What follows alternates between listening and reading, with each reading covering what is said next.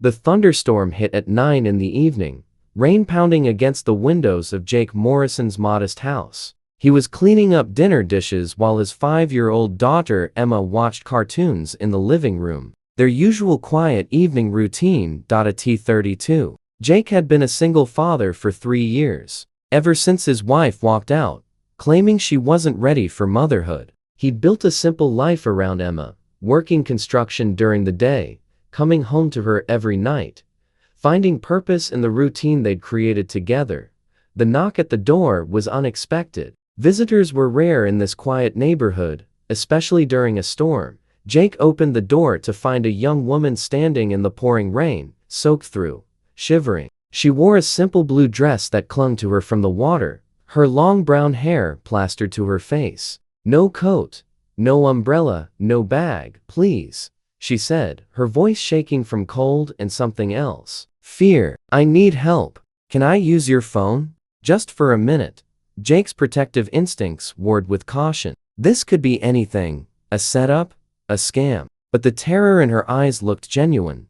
"Who are you running from?" he asked carefully. "Please, I just need to make one call. Then I'll leave. I promise I'm not trying to hurt anyone." Behind him, Emma appeared in the hallway. "Daddy, who is it?" The young woman's eyes went to Emma, and something shifted in her expression. Recognition of a child's safety at stake seemed to steady her. "I'm sorry," she said, stepping back. "You have a daughter. I shouldn't have come here. I'll find somewhere else."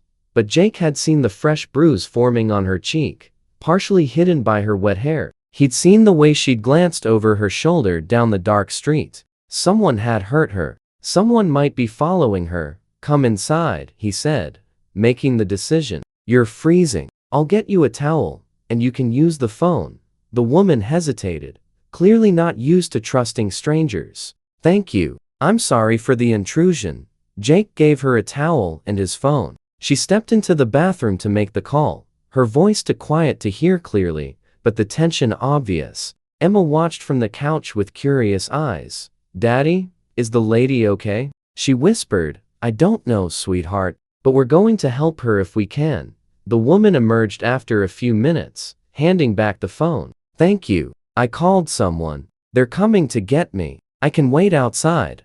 "In the storm? Don't be ridiculous. Sit down, warm up. I'll make coffee." She sat gingerly on the edge of the couch, keeping distance from Emma, but offering a small smile when the girl waved. "I'm Emma. That's my daddy. We live here, just us two."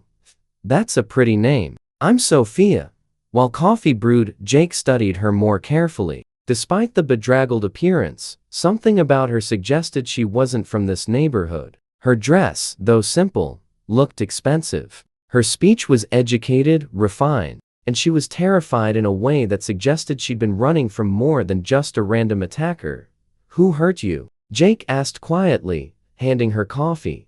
"Someone who's supposed to love me," Sophia said, her hands wrapping around the warm mug. "I finally realized he never would, that it would just keep getting worse. So I left." "Domestic violence. You should call the police."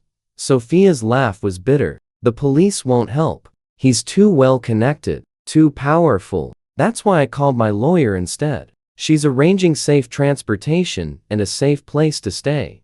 "How powerful?" Jake asked, pieces clicking together. Before Sophia could answer, headlights swept across the front window. A car pulled up outside. Not the understated vehicle Sophia seemed to be expecting, but an expensive sedan. Sophia's face went white. "That's his car. How did he find me?" Jake moved to the window, his protective instincts surging. A man emerged from the sedan, tall, well-dressed despite the rain, clearly wealthy and clearly angry. He strode toward the house with the confidence of someone used to getting his way. The doorbell rang, followed immediately by pounding. "Sophia, I know you're in there. Come out right now. We need to talk." Jake looked at Sophia, who had frozen on the couch, terror written across her face. Emma had started to cry softly at the angry voice. "Is that him?" Jake asked. Sophia nodded mutely. Jake made a decision. He opened the door, but stood blocking the entrance, his construction-hardened frame filling the doorway. "Can I help you?" The man's expression turned contemptuous. Get out of my way. My fiancé is in there. This is none of your business. Actually, it is my business. This is my home. And the woman inside asked for help. I'm providing it. Do you know who I am? I'm Richard Ashford. My family owns half the city. I could buy your entire neighborhood without thinking about it. Congratulations on your wealth, Jake said evenly. Doesn't give you the right to hurt people. Richard's face flushed with rage. She's confused, upset. She doesn't know what she's doing. I need to take her home where she'll be safe. She seems to think the unsafe place is with you. Listen, you blue-collar nobody. Either let me in, or I'll have you arrested for kidnapping. Jake had dealt with bullies his whole life. Rich ones, poor ones. They all thought intimidation worked. He stepped fully onto the porch, closing the door behind him, getting in Richard's space. Here's what's going to happen. You're going to leave. Sophia is going to stay here until whoever she called arrives to get her safely. If you try to force your way in, I'll defend my home and daughter with whatever force necessary. And if you call the police, I'll be happy to explain the bruise on her face and her clear fear of you. Richard's hand moved toward his pocket, possibly for his phone. Jake caught his wrist in a firm grip. Don't make this worse. Just leave. For a tense moment, they stood in the rain, locked in silent confrontation. Then Richard yanked his arm free. This isn't over. Sophia belongs to me. I'll get her back. She doesn't belong to anyone. She's a human being with the right to choose her own path. Richard stormed back to his car, tires screeching as he drove away. Jake stood on the porch until the taillights disappeared, then went back inside, soaked through. Sophia was crying quietly, Emma standing beside her, offering a stuffed animal for comfort. Don't be sad, Emma said. My daddy protected you. He's really strong. Half an hour later, a different car arrived. A woman in professional attire who introduced herself as Sophia's lawyer. She had security with her, and arrangements for Sophia to stay somewhere safe while restraining orders were filed.